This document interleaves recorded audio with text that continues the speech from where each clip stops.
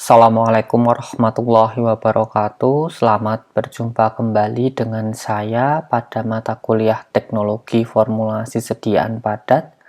Kita melanjutkan diskusi kita yakni pada proses pencampuran di sediaan solida. Pada bagian ini kita akan berdiskusi lebih lanjut terkait dengan practical application dari proses pencampuran pada sediaan tablet. Kemarin sudah kita diskusikan terkait dengan beberapa proses fundamental pada proses pencampuran. Di proses pencampuran pada sediaan farmasi ini terdapat dua mekanisme utama, yakni ada random mixing sama interaktif atau ordered mixing. Jadi pada dua proses ini, proses pencampuran ini berbeda sekali prinsip dan konsepnya. Untuk random mixing itu setiap partikel itu akan dicampur, kemudian mereka akan bergerak secara bebas. Artinya setiap partikel ini mempunyai kesempatan yang sama untuk berada pada posisi sesuai dengan gaya yang diberikan. Jadi kesimpulannya pada random mixing ini, semua partikel bergerak bebas sebebas mungkin tergantung dari energi yang diberikan ketika proses pencampuran. Umumnya random mixing ini dapat dilakukan pada proses pencampuran antara obat dan eksipien atau mencampur eksipien dan eksipien. Sedangkan interaktif atau ordered mixing ini obat dalam bentuk yang sangat halus ini menempel pada permukaan pembawa, atau dalam proses pencampuran itu adalah pencampuran antara obat dalam bentuk ultrafine yang sangat halus dengan suatu host. Host itu adalah carrier atau suatu pembawa. Kemudian bisa juga proses pencampuran interaktif ini berlangsung pada proses pencampuran antara lubrikan dan granul. Oleh karena itu, entah dia memakai proses random mixing atau interaktif mixing, keduanya harus mencapai homogenitas. Jadi proses homogenitas harus dijamin dan dicapai pada kedua proses mixing ini, entah dia memakai random mixing ataupun ordered mixing. Kita akan diskusikan lebih lanjut dan lebih dalam. Yang pertama ini terkait dengan random mixing. Jadi pencampuran acak ini pada sediaan solida itu biasanya paling banyak digunakan ketika kita mencampur suatu bahan di farmasi. Kenapa? Karena persyaratan utama dari random mixing ini adalah memiliki particle behavior yang sama, yakni bentuk, densitas, kemudian distribusi, ukuran, kemudian partikelnya itu memiliki kesamaan. Jadi ketika suatu partikel memiliki ukuran yang sangat berbeda sekali, maka mekanisme yang terjadi bukan random mixing tapi interaktif atau ordered mixing. Oleh karena itu perlu kita perhatikan dalam mencampur suatu bahan itu kita harus perhatikan terkait dengan particle behavior-nya. Bentuk, ukuran, dan densitasnya itu sangat penting sekali untuk kita perhatikan. Kemudian ini sangat cocok sekali untuk bahan obat dengan loading yang tinggi. Loading itu artinya persentase bobot obat dalam satu tablet itu yang tinggi, itu paling enak menggunakan random mixing. Kemudian ini tidak cocok untuk obat dengan potensi obat yang sangat rendah. Artinya loading obatnya sangat rendah, kurang dari 1%, ini sangat tidak cocok. Kenapa? Karena nanti tidak akan fair, karena antara partikel satu dengan partikel yang lainnya akan bergerak secara bebas, jadi mereka memiliki kesempatan yang sama. Ketika kesempatan ini diberikan, akan tetapi berbeda proporsinya, yang satu 99%, yang satu 1%, mereka akan memiliki kesempatan yang berbeda. Artinya, random mixing di sini tidak bisa berlaku atau proses ini tidak akan bisa dijamin dengan proses random mixing. Oleh karena itu, beberapa bahan yang memiliki loading yang rendah itu tidak cocok dicampur dengan random mixing. Bisa saja terjadi proses yang namanya segregasi komponen. Oleh karena itu, perlu kita ketahui terkait dengan random mixing ini syarat utama apa? Tadi sudah kita diskusikan bahwa ukurannya itu harus sama, bentuknya relatif sama, densitasnya tidak berbeda, kemudian distribusinya juga tidak melebar. Syarat utama dari random mixing adalah 4 syarat tadi yang wajib dipenuhi. Jika tidak dipenuhi, maka otomatis mekanisme pencampuran akan berubah. Apalagi ketika loading obatnya itu sangat-sangat kecil, misalkan kurang dari 1%, mekanisme pencampurannya itu tidak bisa homogen dengan random mixing. Jadi pada proses pencampuran acak ini, kurva homogenitas profil antara waktu atau lama mencampur atau kecepatan putaran atau banyaknya putaran dengan RSD itu berbentuk parabola. Umumnya berbentuk parabola. Jadi misalkan ketika awal-awal proses pencampuran RSD sangat tinggi, kemudian turun sampai dia mencapai RSD statisnya. Kemudian setelah mencapai RSD statis, dia akan naik pelan-pelan. Nah, ini adalah proses demixing atau segregasi komponen. Artinya, pada proses random mixing ini juga bisa terjadi segregasi komponen karena partikel tidak terikat antara satu partikel dengan partikel yang lainnya, ini tidak terikat. Oleh karena itu, tendensi terjadinya segregasi juga ada. Nah, ini biasanya kita sebut dengan overblending. Jadi, suatu bahan yang dilakukan proses overblending atau pencampuran berlebih itu menyebabkan terjadinya segregasi atau pemisahan. Kalau pemisahan otomatis tidak akan homogen, kalau tidak akan homogen ya otomatis nanti kadar dalam setiap tabletnya itu akan berbeda. Dia tidak akan memenuhi uji kadar dan tidak akan memenuhi uji keragaman sediaan. Nah, ini sangat penting sekali dalam formulasi sediaan padat. Kita harus tahu profil homogenitas dari suatu campuran formulasi kita. Jangan sampai kita tidak tahu profil homogenitasnya. Nanti kita campur berlebih, lama-lama terjadi proses segregasi komponen. Oleh karena itu, sekali lagi terkait dengan profil homogenitas ini harus benar-benar kita perhatikan. Terkait dengan proses segregasi tadi adalah proses pemisahan campuran, yakni suatu campuran yang sudah homogen, kita campur lagi, kita tambah pencampurannya lagi, kita tambah lamanya, otomatis dia akan terjadi proses namanya overblending. Proses overblending ini nanti bisa menyebabkan partikel yang harusnya homogen menjadi tidak homogen. Oleh karena itu, parameter ini harus kita perhatikan. Jadi pada proses pencampuran ada 2 parameter kritis yang harus kita perhatikan.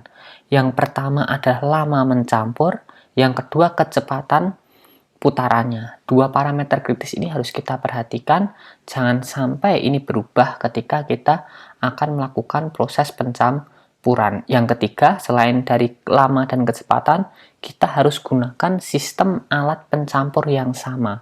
Nanti kita akan diskusikan sistemnya apa saja terkait dengan alat proses mencampur itu. Selanjutnya yang akan kita diskusikan lebih lanjut yakni ordered mixing atau pencampuran interaktif. Kalau pada proses random mixing tadi, antara partikel satu dan partikel yang lainnya ukurannya tidak boleh berbeda. Kalau di sini kita akan memanfaatkan beberapa gaya yang mana ketika partikelnya itu obatnya sangat halus sekali, kemudian ada partikel host yang besar, maka si obat yang kecil-kecil ini akan menempel. Kenapa bisa menempel? Karena banyak sekali gaya yang bisa mempengaruhi partikel-partikel kecil ini menempel. Gaya kohesivitas, van der Waals, elektrostatik, dan interlocking juga bisa dipengaruhi karena karakteristik permukaan dari suatu host atau pembawa. Jadi pada proses random mixing kita campurkan host dan bahan aktif. Karena bahan aktif dalam bentuk micronized yang ukurannya sangat-sangat halus, otomatis dalam proses penyimpanan dia akan sangat kohesif sekali. Ketika material ini kohesif, dia akan berikatan satu dengan yang lain. Karena semakin kecil ukuran partikel, maka luas permukaan antar partikel itu semakin besar. Kalau luas permukaannya semakin besar, berarti kemungkinan atau tendensi untuk berinteraksi juga semakin besar, sehingga gaya kohesivitas juga akan semakin tinggi. Oleh karena itu, partikel yang dalam bentuk yang ultra fine tadi, seperti bahan aktif, ketika dalam proses penyimpanan itu akan tendensi terjadi aglomerisasi. Nah, ketika kita campur interaktif, kita ambil host, host itu otomatis bentuknya lebih besar dibandingkan dengan bahan aktif. Host ini granul, bahan aktif ini adalah serbuk yang sangat halus, kemudian kita campur. Mekanisme pertama yang bekerja di sini adalah deaglomerisasi terlebih dahulu. Kenapa? Karena partikel tadi, bahan aktif yang ukurannya kecil-kecil, itu memiliki kohesivitas yang sangat tinggi sekali dengan partikel-partikel yang ukurannya sama. Jadi gaya kohesi itu bekerja ketika ukuran partikelnya itu sama. Sedangkan ukuran partikel yang berbeda, yang lebih kecil itu nanti bekerja gaya adhesi. Jadi partikel kecil-kecil tadi akan menempel pada permukaan partikel yang lebih besar. Itu dinamakan proses adhesi. Nah, pada proses deaglomerisasi ini terlebih dahulu itu terjadi pemecahan antara aglomerat dari bahan aktif yang berbentuk ultrafine tadi akan menempel pada permukaan granul atau host tadi. Nah, itu disebut proses adhesi. Nah, pada proses adhesi ini dimungkinkan distribusi bahan aktif belum homogen. Makanya ada peristiwa yang namanya redistribution. Jadi bahan aktif yang berbentuk aglomerat pecah tadi akan menempel pada permukaan dari bahan pembawanya atau hostnya. Oleh karena itu, pada proses ini dimungkinkan saja bahan aktif atau bahan aktif yang dalam bentuk ultrafine particle tadi menyalut si hostnya. Bisa nanti terbentuk lapisan satu lapis atau monolayer, bisa bilayer atau trilayer, dan seterusnya. Semakin tinggi lapisan layernya, maka tendensi segregasi akan semakin tinggi. Kenapa? Karena interaksi pertama, lapisan pertama dengan host, bahan pembawa itu meliputi gaya adhesi, disebabkan karena gaya van der Waals, bisa juga terjadi gaya elektrostatik antara host dan obat, bisa juga disebabkan adanya interlocking karena permukaan host ini yang sangat cocok sekali dengan bahan aktifnya. Permukaan yang tidak rata, kemudian permukaan ini akan menjadi potensi untuk berikatan antara bahan obat dengan pembawanya. Oleh karena itu, pada konsep ini, pada lapisan monolayer ini, obat itu akan terikat kuat dengan host terlebih dahulu. Kemudian ada bilayernya, second layernya, layer kedua, otomatis si obat ini tidak akan berinteraksi secara langsung dengan host. Dia interaksinya adalah gaya kohesi dengan partikel yang sejenisnya, otomatis gayanya akan lebih rendah. Oleh karena itu, lapisan kedua, ketiga, keempat, dan seterusnya, itu tendensi segregasi akan sangat tinggi. Nah, oleh karena itu harus kita perhatikan terkait dengan ordered mixing ini, jumlah antara bahan aktif dan host harus kita pertimbangkan luas permukaannya yang sama. Jadi luas permukaan kontaknya yang sama. Itu harus kita perhatikan, jangan sampai bahan aktifnya berlebih, nanti terbentuk lapisan tidak monolayer, tetapi bisa berlapis-lapis, dan jangan sampai juga hostnya berlebih, nanti tidak akan efisien karena coatingnya tidak akan maksimum. Oleh karena itu, pada proses ordered mixing ini harus diperhatikan terkait dengan ukuran dari bahan aktif, loading dari bahan aktif, ukuran dari host, dan karakteristik dari host itu sendiri. Pada gambar kanan bawah bisa dilihat skematik proses pencampuran interaktif mixing yang terjadi. Itu adalah partikel host yang telah di-coating atau disalut oleh partikel bahan aktif atau bahan obat. Selanjutnya akan kita diskusikan terkait dengan segregasi partikel. Segregasi partikel ini dipengaruhi oleh 4 aspek. Aspek yang pertama yakni ukurannya berbeda. Jadi ukuran partikel yang berbeda itu akan menyebabkan tendensi segregasi tinggi. Kemudian densitasnya berbeda, jelas partikel dengan densitas yang lebih besar itu akan ke bawah, partikel dengan densitas yang lebih rendah itu akan ke atas.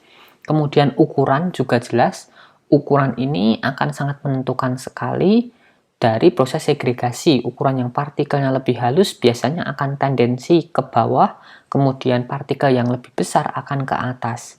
Kemudian ketahanan, maksudnya ketahanan ini adalah ketahanan dari proses pencampuran itu. Apakah dia menggunakan random mixing atau ordered mixing. Kalau yang random mixing itu ketahanannya lebih rendah. Karena apa? Antara satu partikel dengan partikel yang lain tidak ada yang mengikat.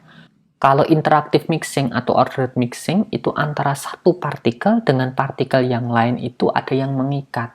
Sehingga dia ketahanannya lebih bagus dibandingkan random mixing. Keempat ini akan mempengaruhi proses segregasi. Nah, alat untuk mengukur segregasi bisa dilihat pada bagian ini ada suatu corong dengan sudut 30 derajat, kemudian dimasukkan suatu campuran serbuk. Kemudian campuran serbuk itu nanti kita akan tuangkan, kita akan alirkan dan kita tampung pada satuan tempatnya. Jadi bukan patokan satuan waktu, satuan tempatnya. Bisa juga getaran kita berikan di situ untuk menguji kemampuan segregasinya seberapa. Kemudian pada setiap sampel yang kita tampung nanti akan kita kuantifikasi kadarnya. Nanti akan kita hitung RSD-nya apakah dia nanti ada terdapat pergeseran dari data awal sebelum kita masukkan di alat tersebut. Nanti pergeseran itu yang kita sebut dengan derajat homogenitas atau derajat segregasi. Atau orang-orang juga bisa menyebut sebagai indeks segregasi. Jadi indeks segregasi itu adalah berapa persen obat ini atau bahan aktif terpisah dari pembawanya atau excipientnya. Nanti akan kita jadikan pedoman bahwa campuran itu tendensi segregasinya tinggi, campuran ini tendensi segregasinya rendah. Ini ada beberapa corong yang bisa kita gunakan, ada yang sudutnya 30, 60, 120, 180. Dari sini bisa dilihat bahwa semakin besar sudut tendensi segregasi juga akan semakin tinggi. Yang kedua adalah teknik sampling. Bagaimana cara kita menyampling suatu proses pencampuran itu ada teknik samplingnya.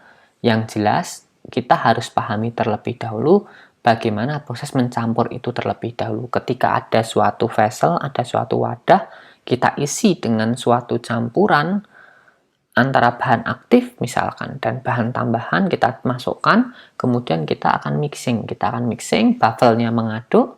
Setelah buffelnya mengaduk, nah nanti kita pada proses pencampuran itu akan kita sampling.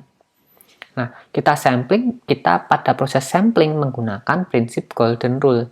Artinya apa? Sampling ini harus kita lakukan sedemikian rupa pada proses yang berjalan.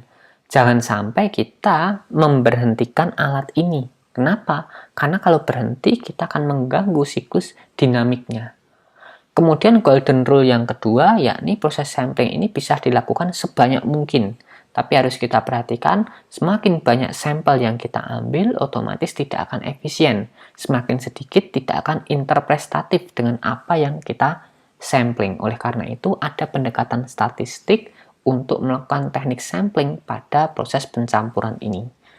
Proses sampling ketika pencampuran itu dapat diambil dengan 4 cara, ada offline, at-land, inland, dan online. Untuk offline dan at-land itu disebut dengan sistem discontinue, kemudian inland dan online itu disebut dengan sistem continue. Untuk sistem yang discontinue ini ada offline, artinya offline itu sampel kita ambil, kemudian kita bawa ke laboratorium atau tempat pengujian, kemudian kita uji, keluar hasilnya, nanti akan kita sesuaikan. Kemudian untuk at-land itu kita sampling sama seperti offline, biasanya menggunakan TIFF sampler. TIFF sampler itu bentuknya kayak pipa, kemudian berlubang ujungnya, kita tusukkan, nanti akan ada serbuk yang masuk ke situ, kita ambil. Nah, pada TIFF sampler ini nanti kita akan ambil sampelnya, kita analisa di tempat di situ. Itu kita sebut dengan at-land. Jadi bedanya offline sama at-land. At-land itu kita gunakan metode analisis yang cepat ketika proses sampling ini kita lakukan. Jadi misalkan kita sampling di ruang A, ya kita analisis di ruang A. Tapi kalau offline kita sampling di ruang A, analisisnya di ruang B, di laboratorium yang jauh. Itu disebut sistem offline. Kemudian ada sistem yang continuous namanya inland. Inland ini kita gunakan instrumen, biasanya instrumen ini merupakan suatu alat, kita masukkan probe-nya saja ke dalam sistem campuran, misalkan kita gunakan Raman, spektroskopi, atau near infrared spektroskopi, kita gunakan alat tersebut untuk mengukur homogenitas dari suatu campuran. Kemudian probe-nya ini juga agak sedikit mengganggu terhadap proses pencampurannya. Nanti ketika hasilnya keluar, kita akan sesuaikan alatnya.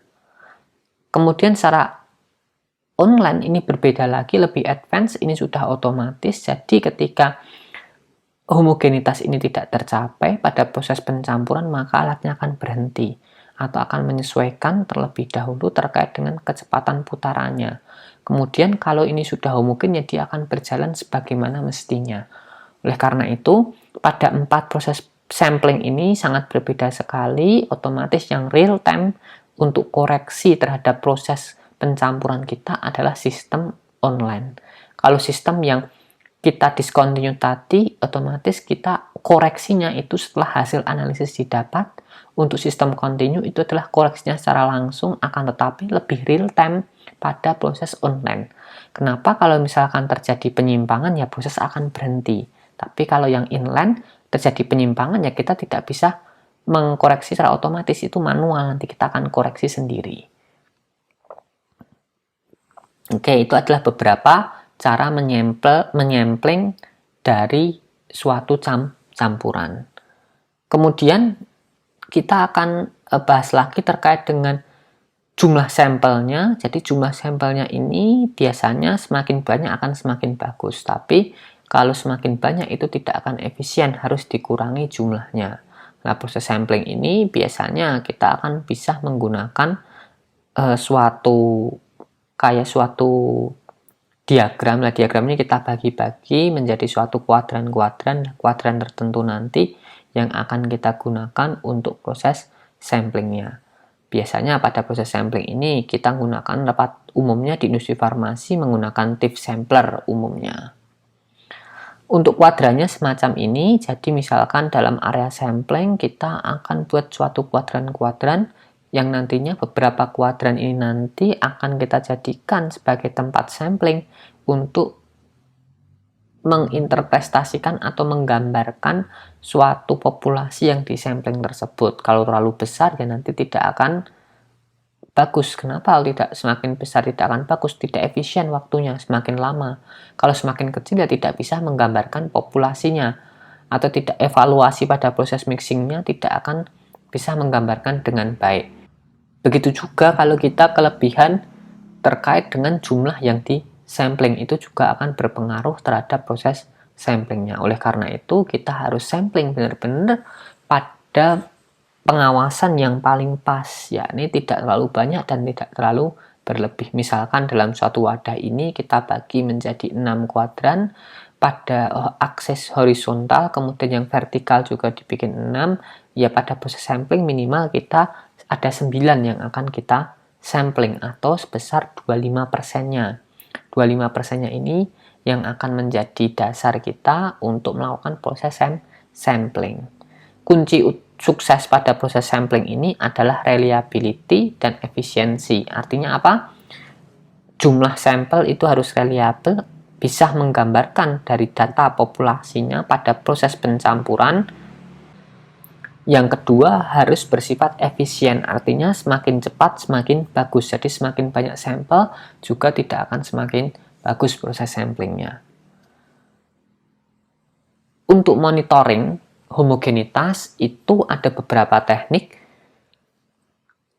Yang paling banyak digunakan dan paling umum digunakan di industri farmasi adalah wet technique. Jadi ada teknik basah, ini menggunakan teknik preparasi. Kenapa disebut teknik basah? Karena ada preparasi.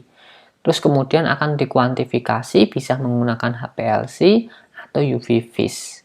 Kemudian ada teknik spektroskopi, ini juga baru-baru dikembangkan menggunakan near infrared spektroskopi atau NIR spektroskopi, kemudian Raman spektroskopi, acoustic emission spektroskopi, fluorescence spektroskopi. Nantinya dengan metode spektroskopi ini akan dikombinasi dengan teknik multivariat, nanti akan bisa menggambarkan homogenitas suatu campuran. Akan tetapi sistemnya ini misalkan terpisah, ya kita tidak bisa jalankan secara online. Tapi kalau sistemnya ini terintegrasi dengan suatu instrumen, maka sistemnya bisa online. ketika ada suatu permasalahan atau problem yang menyebabkan campuran tidak homogen, maka akan terjadi koreksi dari alat tersebut sesuai dengan hasil yang dilakukan. Kemudian ada beberapa teknik lain seperti image analysis, ini difoto kemudian dipetakan, kemudian ada tomografik juga pakai X-ray, positron emission, particle tracking, dan seterusnya. Beberapa metode ini umumnya tidak banyak digunakan. Yang paling banyak digunakan adalah wet technique, yakni menggunakan HPLC atau UV spektrofotometri, kemudian menggunakan teknik spektroskopi, biasanya menggunakan Raman atau near infrared spektroskopi sebagai alat utama untuk memonitoring homogenitas campuran. Pada proses pencampuran itu bisa kita pahami, ini adalah grafik kinetika dari suatu proses pencampuran. Artinya bagaimana bisa dilihat di grafik bahwa ketika kita mencampur itu pasti akan turun RSD-nya atau variasinya akan turun. Semakin lama akan mencapai RSD yang stabil. Kemudian kalau ini kita tambah campur lagi, bisa jadi terjadi segregasi, bisa saja terjadi RSD-nya itu tetap tidak berubah. Akan tetapi yang perlu ditekankan sekali lagi, pada campuran bahan kita harus kita cek apakah terjadi peristiwa segregasi atau tidak. Ya kalau tidak ya alhamdulillah, berarti kita campur berapa lama pun akan tetap homogen. Profil RSD ini menggambarkan homogenitas dari suatu campuran, itu merupakan suatu data atau suatu persamaan yang bisa kita modeling menjadi suatu persamaan yang mengikuti kinetika penurunan orde 1, yakni RSD pada waktu T itu sama dengan RSD tak hingga. RSD tak hingga ini diperoleh ketika RSD-nya itu tetap tidak berubah lagi ketika kita tambah waktu pencampurannya. Kemudian RSD 0 itu adalah hasil ekstrapolasi. Kenapa? Karena ini tidak mungkin kita peroleh pada waktu T sama dengan 0. Karena T sama dengan 0 ya belum ada dicampur. Kita nanti bisa hitung RSD 0 dengan cara kita akan dapatkan koefisien antara plot len dari RSDT dibandingkan dengan waktu. Nanti akan dapat suatu fungsi, kita dapat RSD 0, dapat RSD tak hingga. Artinya RSD tak hingga nanti menjadi tolak ukur, oh campuran ini kalau homogen maksimum berapa persen, itu nanti bisa kita ukur simpangan baku relatifnya menggunakan kinetika model ini. Jadi kinetika ini tujuannya buat apa? Ya kita buat mengestimasi saja sama memodeling. Kalau kita campur mengikuti fenomena umumnya, RSD itu akan turun pelan-pelan, akan turun sampai dia mencapai RSD yang stabil atau kita sebut dengan RSD infinity atau tak hingga. Pada RSD ini nanti tidak akan berubah ketika lama pencampuran gitu kita tambah. Akan tetapi pada beberapa pencampuran, baik itu pencampuran acak ataupun pencampuran interaktif, RSD ini bisa kita jadikan pedoman bahwa nanti bisa juga terbentuk atau ada tendensi segregasi. Jadi bentuknya tidak selalu semacam ini. Ini adalah bentuk ideal. Karena bentuk ideal itu adalah bentuk kesempurnaan, padahal di lapangan tidak mesti mengikuti fenomena ideal ini.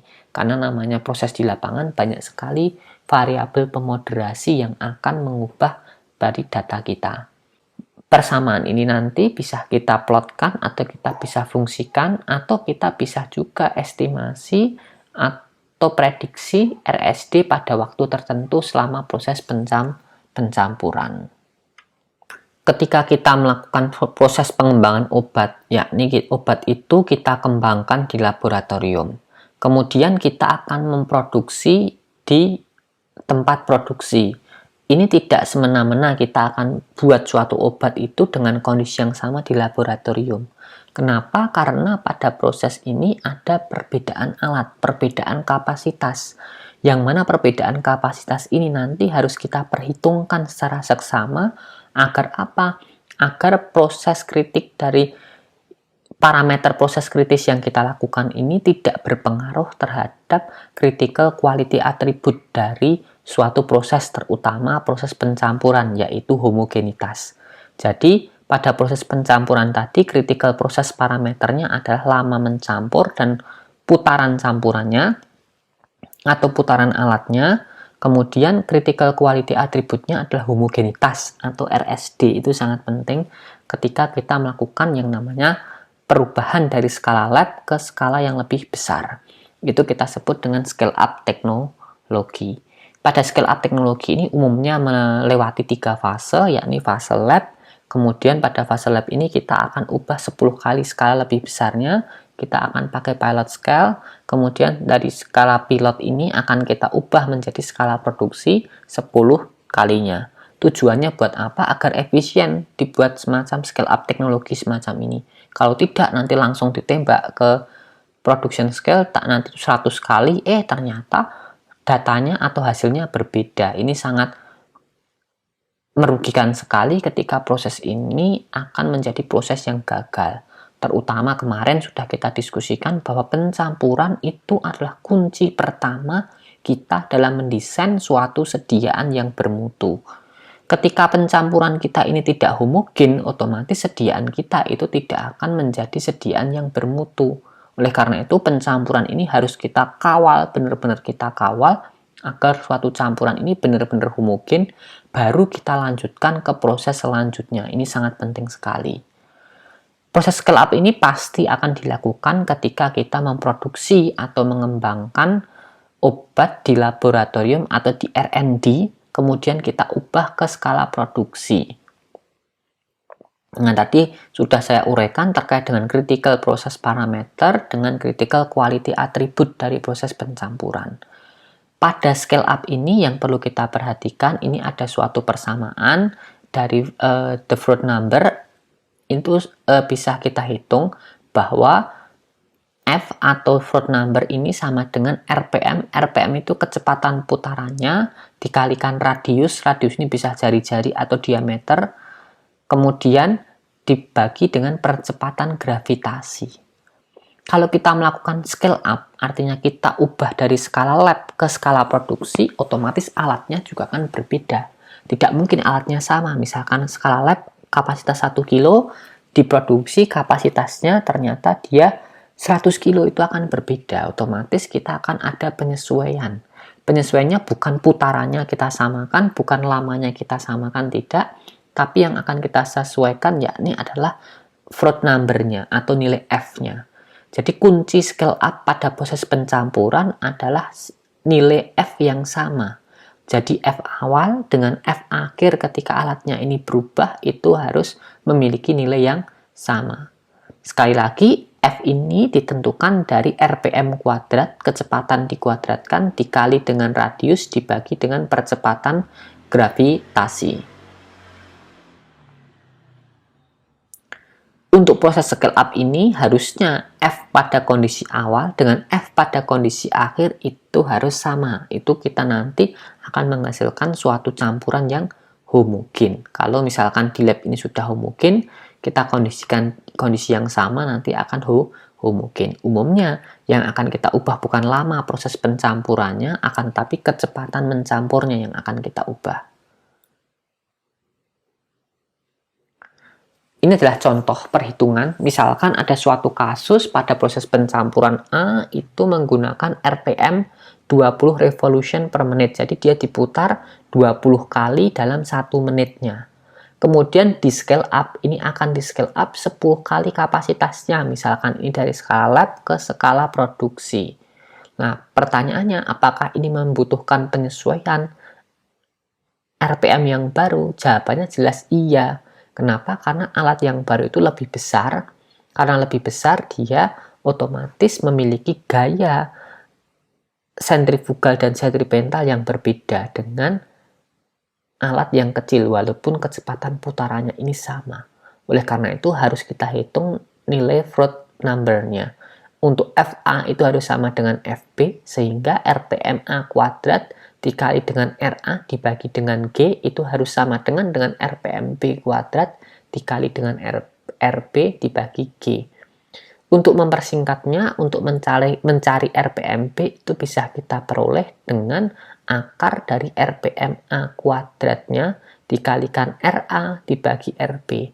Jadi untuk menghitung kecepatan putaran yang baru ini bisa kita gunakan cara yakni perbandingan antara radius awal dan radius akhir dikalikan dengan RPM kuadratnya. Sehingga kalau misalkan di sistem ini saya menggunakan V-mixer, ini walaupun bentuknya V, tapi ketika gerakan hidrodinamiknya dia akan membentuk suatu lingkaran, maka perbandingan antara radius R-nya, RA dan RB-nya ini adalah 1, itu kita bandingkan dengan 10 kali volumenya. Karena volume bola berarti kita akarkan pangkat 3. Akar pangkat 3 1 ya tetap 1, akar pangkat 3 10 itu 2,15. Berarti bisa kita perbandingan antara RA dibanding RB itu 1 dibanding 2,15. Jadi kapasitas 10 kali itu bukan 10 kali diameternya tidak, tapi volumenya. Kapasitasnya volumenya.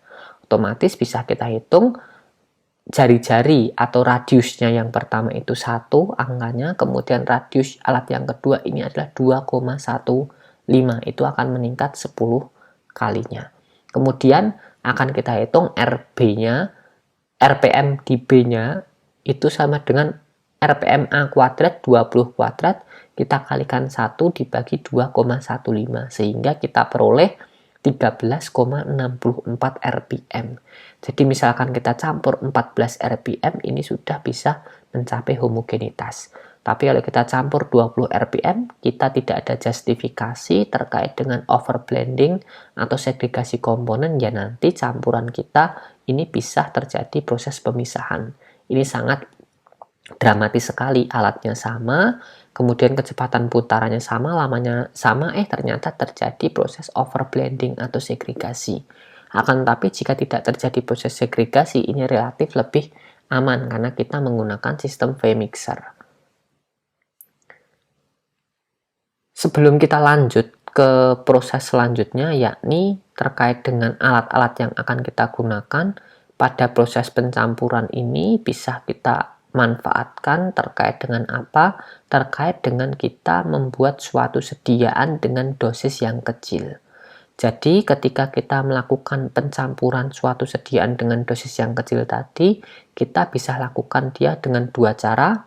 Kita lakukan pencampuran random dengan cara pengenceran geometri. Artinya pengenceran geometri ini misalkan bahan aktifnya itu 1 gram, bahan tambahnya 1 kilo, ya kita encerkan geometri 1 gram terlebih dahulu ditambahkan 1 gram, kemudian kita aduk jadi 2 gram, 2 gram kita tambahkan dengan 2 gram jadi 4 kita tambahkan dengan 4 jadi 8 dan seterusnya. Itu adalah pencampuran geometri. Pencampuran geometri ini biasanya lebih menjamin homogenitas dibanding kita campur bahan aktif dengan bahan tambahan yang loadingnya berbeda dengan mekanisme campuran acak. Kemudian kita bisa menggunakan teknik campuran interaktif. Pada campuran interaktif ini obat itu akan terikat kuat pada host pembawa sehingga akan mudah dalam mencapai homogenitas. Akan tapi perlu diperhitungkan yakni jumlah loading obat itu harus lebih kecil atau sama dengan luas partikel dari hostnya, luas partikel total dari hostnya. Karena ini sangat menentukan terbentuk monolayer atau bilayer atau trilayer atau seterusnya. Karena yang paling stabil adalah lapisan monolayer. Lapisan bilayer, trilayer, kemudian lapisan seterusnya itu bisa menimbulkan proses segregasi. Kemudian cara yang ketiga dalam kita memproses suatu sediaan dengan dosis yang kecil, yakni obat ini misalkan dia terlarut atau gampang terdispersi di pembawa, kita bisa buat dalam bentuk dispersi di pembawa yang berupa larutan pengikat. Kemudian kita semprotkan dan kita lakukan proses granulasi agar nanti bisa menjadi campuran yang homogen.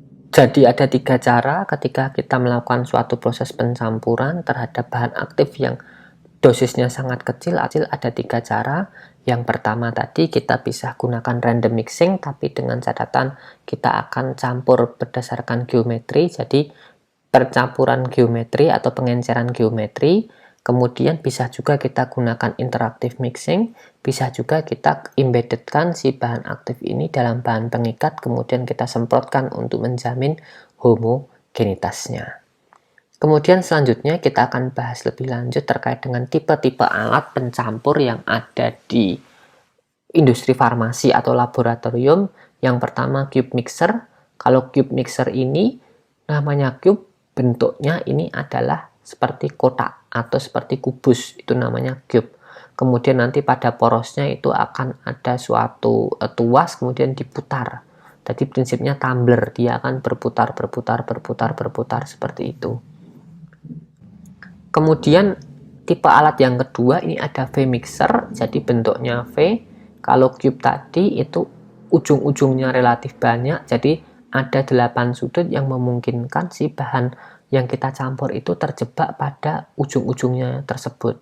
Kemudian ada V mixer ini ujungnya lebih sedikit dibandingkan dengan si cube mixer. Bentuknya ada misal bentuk V, huruf V, karena ini V mixer ya bentuknya huruf V.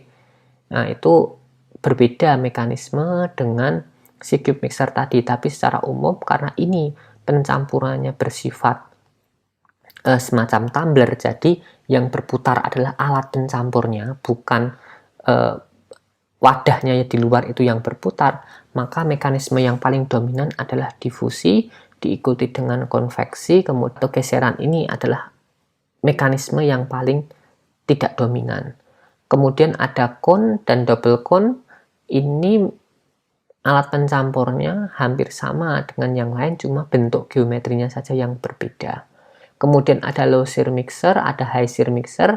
Kalau yang alat yang atas ini, cube mixer, V mixer, cone mixer, double cone, ini yang berputar adalah wadahnya. Jadi nanti bahan yang di dalamnya itu mengikuti putaran dari wadah. Di bagian bawah ini ada low shear mixer sama high shear mixer. Ini ada suatu alatnya, jadi bukan wadahnya yang berputar, tapi ada chopper dan baffle yang akan berputar. Jadi ada energi atau gaya mekanik yang bekerja di sini sehingga mekanisme shear atau geseran itu lebih dominan dibandingkan difusi ataupun konveksi pada proses pencampuran dengan alat low shear mixer dan high shear mixer. Demikian untuk perkuliahan pencampuran yang dapat saya sampaikan. Semoga bermanfaat. Assalamualaikum warahmatullahi wabarakatuh.